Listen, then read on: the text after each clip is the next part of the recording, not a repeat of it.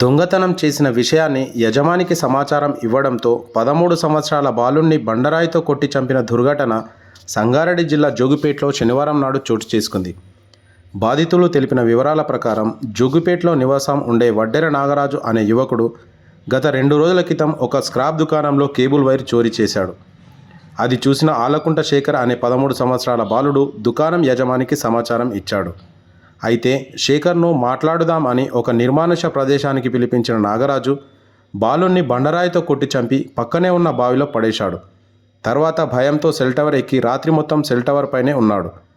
స్థానికంగా ఉండే 2 యువకులు నాగరాజును క్రిందకు దింపే ప్రయత్నం చేయగా వారిపై కత్తితో దాడి చేశాడు. ఈ దాడిలో వడ్డెర రాము అనే యువకుడికి తీవ్ర గాయాలు కాగా స్థానిక ఆసుపత్రికి చికిత్స నిమిత్తం తీసుకెళ్లారు. అక్కడికి చేరుకున్న పోలీసులు వడ్డెర నాగరాజును క్రిందకు దింపే ప్రయత్నం చేస్తున్నారు.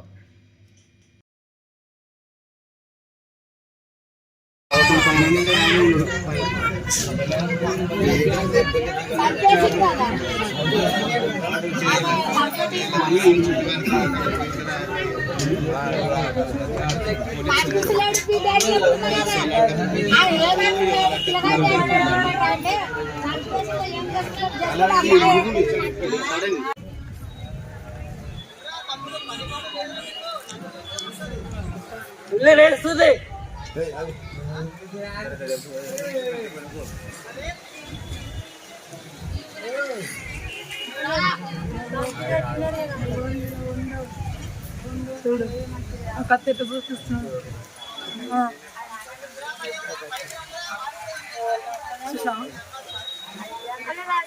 పైకి రండి అంతే సంస్కృతి పైకి రండి.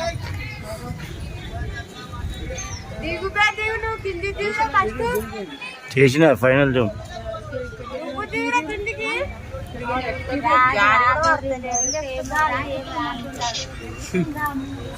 పిల్లగాందేడుకు తోలుకొచ్చి నా పిల్లగాన్ని అందులో దొబ్బినాడు. దొబ్బి తీసుకురమ్మన్నాడు.